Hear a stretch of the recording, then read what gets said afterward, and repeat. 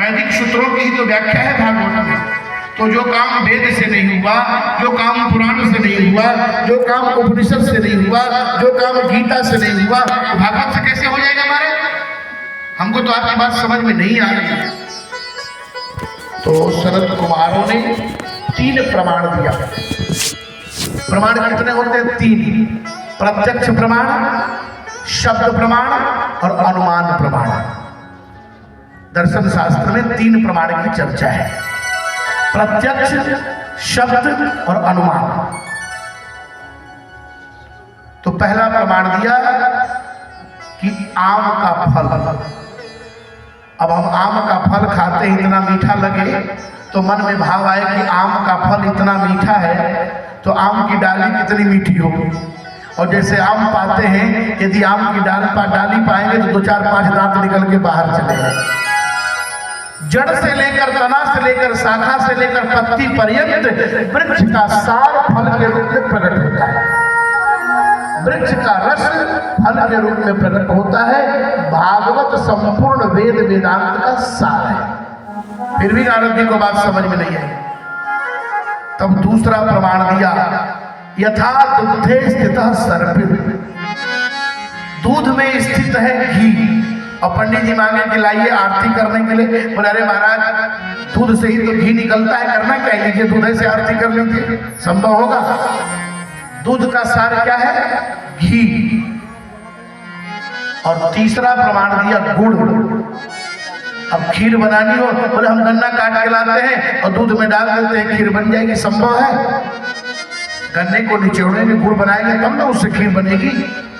तो गन्ने का सार है गुड़, दूध का सार है घी, वृक्ष का सार है फल।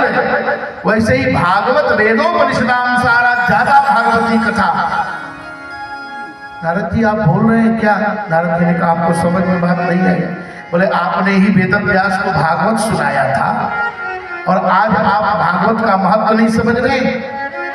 देखिए जब विपत्ति आती है ना तो बड़े बड़े विद्वान भी कुछ देर के लिए किंग कर्तव्य विमूढ़ हो जाते हैं, विस्मय की अवस्था में हो जाते हैं। बहुत ज्ञान होने के बाद भी उनका विवेक काम नहीं कर पाता है। तो वही सद्गुरु की आवश्यकता होती है।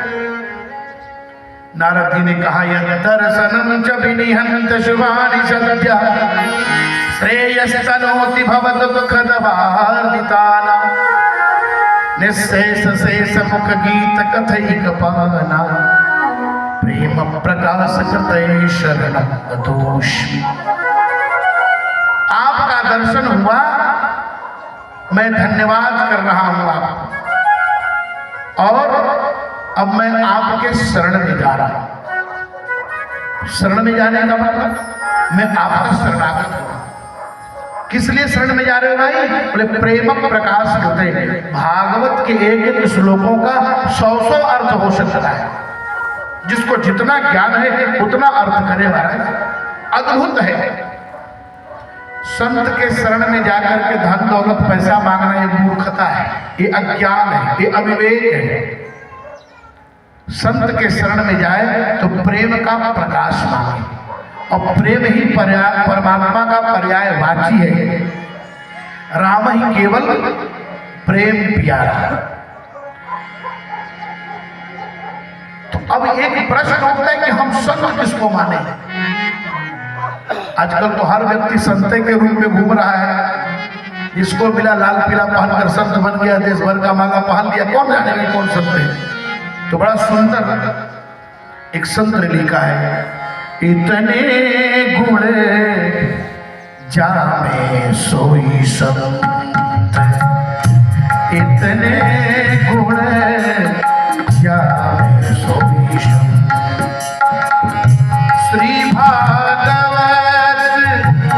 मध्य यस गावत, श्री भागवत मध्य यस गावत, श्री मुख कमला इतने गुण जामे सोई संत,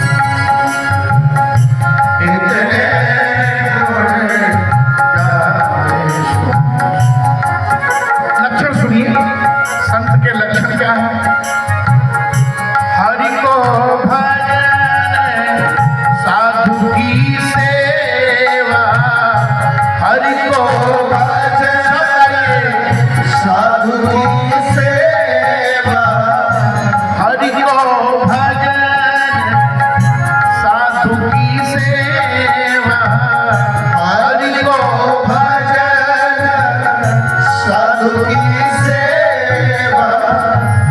सर्वभूत परदाया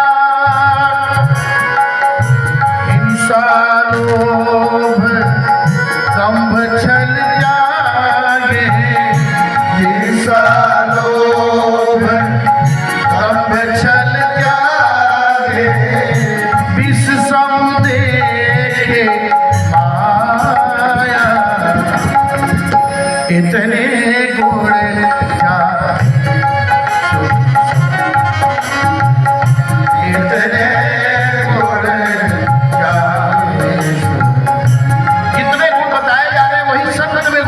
चाहिए।